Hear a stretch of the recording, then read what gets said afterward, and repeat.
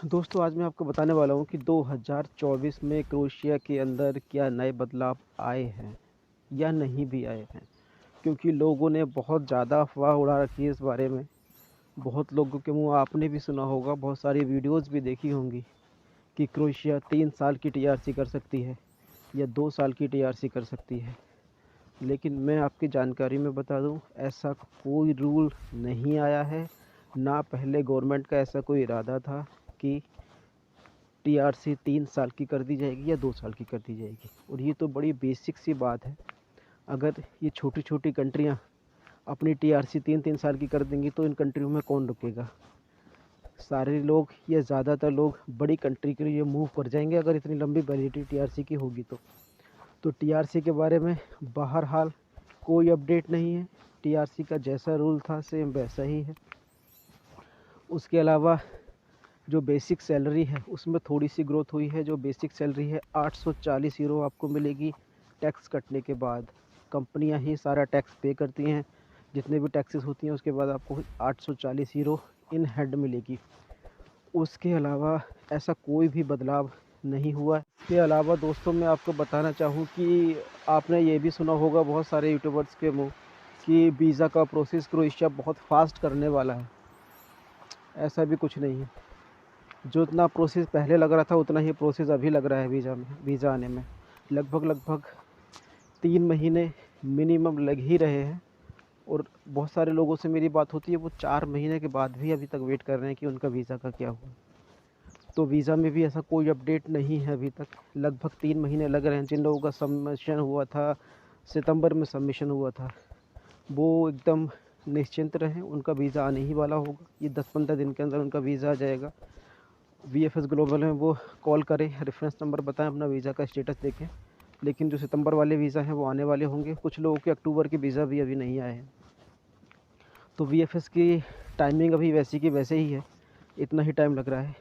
और इसके अलावा लोगों के मुँह आपने ये भी अफवाह सुनी होगी कि क्रोएशिया बहुत जल्दी वीज़ा बंद करने वाला है। तो दोस्तों ऐसी भी कोई भी गवर्नमेंट के थ्रू रिटर्न में ऐसा कुछ नहीं आया है। कोई भी ऑफिशियल स्टेटमेंट गवर्नमेंट ने ऐसा नहीं दिया है कि हम यहाँ के वर्क परमिट कम करने वाले हैं या कोई भी कंपनी, सारी कंपनियाँ वर्क परमिट इशू कम करेंगी। तो ऐसा कोई अपडेट नहीं है। और तीसरी बात दोस्तों मैं बताना चाहूँ, बहुत सारे लोगों का यही मेरे पास क्वेश्चन आया, बहुत सारे लोगों के मैसेज आया कि कोई एग्रीकल्चर में आ रहा है तो एग्रीकल्चर में यहाँ पर सीजनल काम रहता है, क्या रहता है। देखिए, जिसका वीज़ा आने वाला है, वीएफएस सबमिशन में हुए 3-4 महीने हो गए हैं, 3 महीने, तो उसका यहाँ पर आने के लिए गोल्डन टाइम है ये। अगर कोई यहाँ पर मार्च अप्रैल में एंट्री कर रहा है क्रोएशिया के अंदर, तो इससे अच्छा वक्त कोई हो नहीं सकता, क्योंकि गर्मियों का सीज़न शुरू हो जाता है। सारे साइट सीन वाले ये होटल वगैरह सब खुल जाते हैं, जो सारे पिकनिक स्पॉट्स होते हैं वो सारे खुल जाते हैं। तो जॉब अपॉर्चुनिटीज़ उस समय ज़्यादा होती है। तो इस समय जो आ रहे हैं मार्च अप्रैल में, उनके लिए बहुत अच्छा है। लेकिन जो लोग आते हैं लगभग अक्टूबर के आसपास या सितंबर के आसपास, तो यहाँ पर काम कम रहता है। बहुत सारे लोगों की ये भी क्वेरी है। बहुत सारे लोगों ने मुझसे ये भी बोला कि वहाँ पर आने के बाद उनके बहुत जानने वाले जिनको जॉब्स नहीं मिली यहाँ पर। तो दोस्तों मैं आपको बताना चाहूँगा, अगर आप इन कंट्रीज़ में आ रहे हैं तो आपको भी इतनी जानकारी रखनी चाहिए कि ठंड में जब बर्फ़ वगैरह पड़ती है तो यहाँ पर काम बहुत कम रहता है। तो ये नॉलेज में रखिए। ऊपर से अगर आपके अंदर स्किल्ड नहीं है कोई, अगर कोई स्किल नहीं है तो प्रॉब्लम तो फेस कर सकते हैं आप यहाँ पर आकर के। बिना स्किल वाले बंदे के साथ में प्रॉब्लम्स रहती हैं, चाहे वो किसी भी कंट्री चले जाओ। इस कंट्री के बारे में बात नहीं कर रहा हूँ, किसी कंट्री चले जाओ, अगर स्किल नहीं है तो दिक्कत रहेगी आपको। और बहुत सारे लोगों को मैं ये बताना चाहता हूँ कि रोमानिया, बुल्गारिया ने भी शेंगेन ज्वाइन कर लिया है। अभी मार्च में वो शेंगेन ज्वाइन कर लेगा। अनाउंसमेंट हो गया है। तो जिन लोगों के पास अगर अपॉर्चुनिटीज़ हैं बुल्गारिया या रोमानिया ज्वाइन करने की, तो वो लोग वहाँ पर जा सकते हैं। अगर वहाँ का वीज़ा इशू करवाएं, वहाँ पर जाना चाहें, और जो लोग पहले से हैं तो रोमानिया, बुल्गारिया, शेंगेन ज्वाइन कर लेगा। अगर कोई अपॉर्चुनिटी है तो बहुत अच्छी बात है, क्योंकि यहाँ पर इतनी अपॉर्चुनिटीज़ नहीं है जितने लोग हैं। तो कंपटीशन तो रहता है। गर्मियों में कोई कंपटीशन नहीं रहता, लेकिन ठंड में तो थोड़ी बहुत दिक्कत रहती है काम की यहाँ पर। तो उस हिसाब से यहाँ पर गवर्नमेंट आने वाले समय में कुछ ना कुछ तो ऐसा करेगी ताकि वीज़ा कम निकलें यहाँ से, वर्क परमिट कम इशू होंगे, मुझे ऐसा लगता है आने वाले समय में, क्योंकि इस कंट्री में इतनी अपॉर्चुनिटीज़ नहीं हैं जितने वर्क परमिट इशू हुए हैं। बुल्गारिया या रोमानिया का ऑप्शन किसी के पास में है तो बहुत अच्छा है, क्योंकि वीज़ा आने में अभी भी आप मान कर के चलिए 1 साल तो लग ही जा रहा है।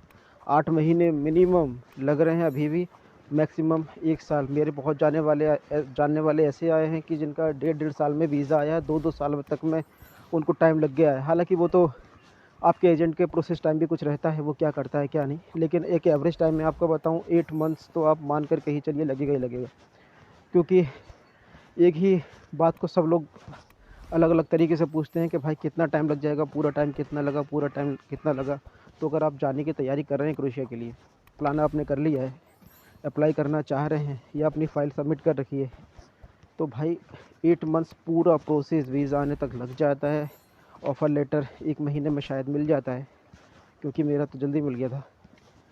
और कॉन्ट्रैक्ट लेटर, वर्क परमिट 3 महीने 4 महीने वर्क परमिट आने में लग रहे हैं। उसके बाद सबमिशन के बाद तो भी लगभग सबमिशन के बाद भी 3 महीने लग ही रहे हैं। तो आप उँगलियों पर गिन लोगे कि 8 महीने तो यही हो गए।